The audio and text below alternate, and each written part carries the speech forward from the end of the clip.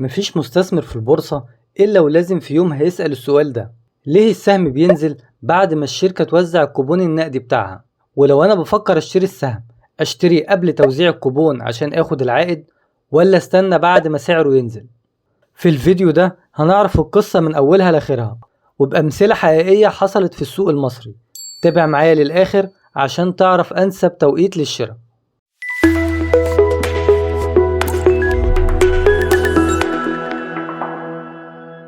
خلينا في الأول نوضح يعني إيه كوبون نقدي. الكوبون النقدي ببساطة هو جزء من أرباح الشركة بتوزعه على المساهمين. الشركة بتحدد في الجمعية العمومية للمساهمين الأرباح اللي هتتوزع وقيمة الكوبون لكل سهم.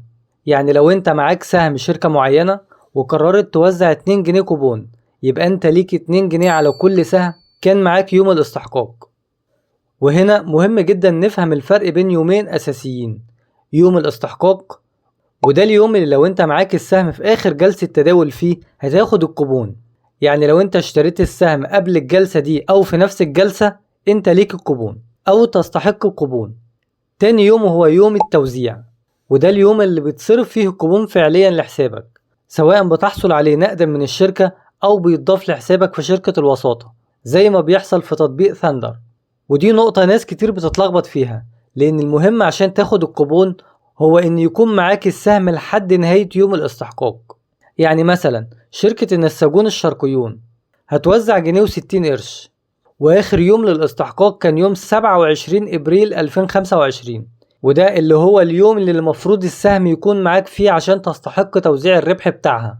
ومفيش مشكلة بعد كده لو بعت السهم تاني يوم هتاخد الارباح برضو في ميعادها مادام كان معاك وقت الاستحقاق.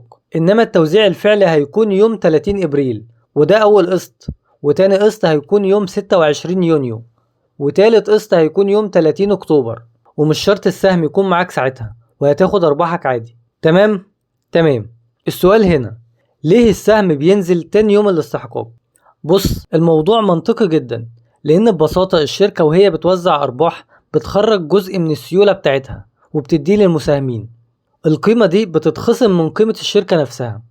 يعني مثلا لو الشركة قيمتها السوقية مليار جنيه وقررت توزع 100 مليون جنيه أرباح أو كوبونات، معنى كده إن القيمة السوقية للشركة دي هتقل ل 900 مليون، وبالتالي سعر السهم هيقل. يعني مثلا لو خدنا سهم مطاحن شرق الدلتا، السهم أغلق يوم الأربع على 266 جنيه، تاني يوم على طول السهم افتتح الجلسة بتاعته بسعر 244 جنيه، اتخصم منه ال 22 جنيه قيمة الكوبون. فهنا سعر السهم نزل 22 جنيه بسبب خصم قيمة الكوبون الموزع. تمام. السؤال الأهم: لو أنا بفكر أشتري قبل الكوبون ولا بعده؟ الإجابة هنا هتختلف باختلاف السهم نفسه. في أسهم قوية بتجمع قيمة الكوبون وأكتر بعد كام جلسة، وممكن في تاني جلسة على طول، فده نشتريه قبل الكوبون عادي لأنه كده هيطلع، فهنكون استفدنا بقيمة الكوبون. وفي هنا نقطة مهمة جدا: لو عايز تشتري سهم عشان تستفيد من توزيعات الأرباح بتاعته، اشتريه قبل ميعاد الاستحقاق بمدة شهرين مثلا. ساعتها السهم بيكون سعره كويس جدا، لأن أغلب الأسهم كل ما قرب وقت الاستحقاق كل ما زاد الطلب عليه وزاد سعره. طيب النوع التاني من الأسهم اللي الكوبون بيأثر عليه بنتيجة أكبر، يعني تلاقي السهم هيوزع 2 جنيه وكان سعره مثلا 40 جنيه، تبص عليه بعد الاستحقاق تلاقيه وصل 36 و35 كمان، يعني بينزل أكبر من قيمة الكوبون.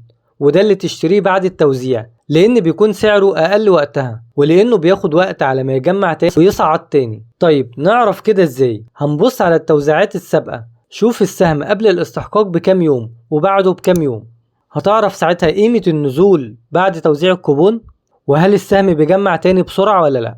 وبناء عليه هتاخد قرار بالشراء قبل الاستحقاق أو تستنى عليه لما سعره ينزل.